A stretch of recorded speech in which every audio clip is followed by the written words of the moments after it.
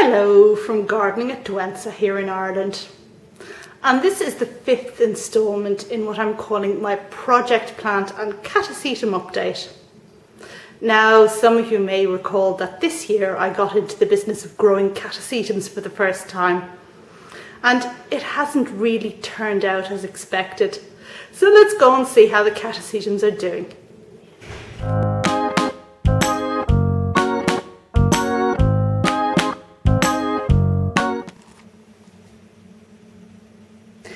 I've recently been away on holiday, and as we all know, holidays can be a fraught time for those who have gardens or grow plants because, you know, there are lots of instructions to be given. I think you see what I mean. Well, when I go on holiday, my friend takes care of my streptocarpus and my hanging vandus, and I brought them down to her and gave them to her, and all was well. And then, just as I was leaving, I dropped the bombshell. I produced a single tray of plants from the car, and you should have seen Tina's face drop to the ground when she saw what they were, because of course she's been watching my videos too, and she knows I've been growing catasetums. So, while no one likes detailed instructions or complicated instructions, they're a far sight better than no instructions at all. And I must say, that's pretty much what I handed over to Tina together with my plants. Here's my tray of catasetums, freshly back from Tina's house.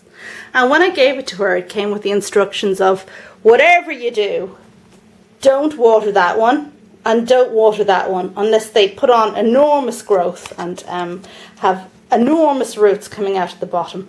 And then for the others, water them when they dry out. And you know what? She hasn't done too badly at all.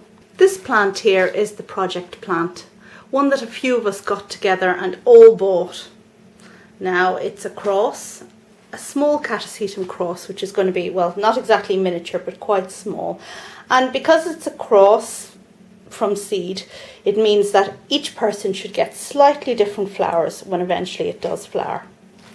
Mine is doing well. Well, you know, I have the pseudobulb, I have the old pseudobulb, and now I have 2 new leafy growths and a number of roots. And this plant is getting watered, given good light, and being fed with tomato food when the medium dries out.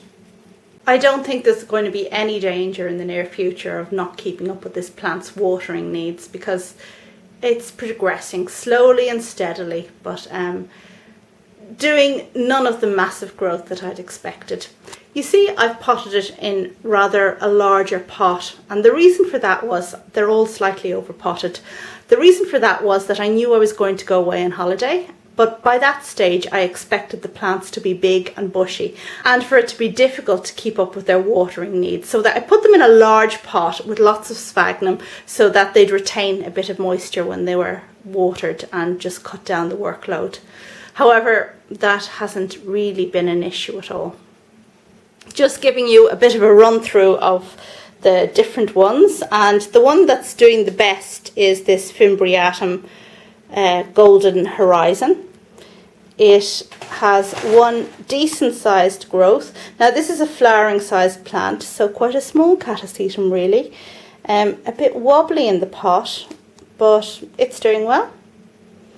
The next one that's doing well is this one that is called Wine Delight. Now this is a small division, so it's not flowering sized yet, but it's got a good leafy growth on the top and decent roots. Behind it we have one I bought from Schwerter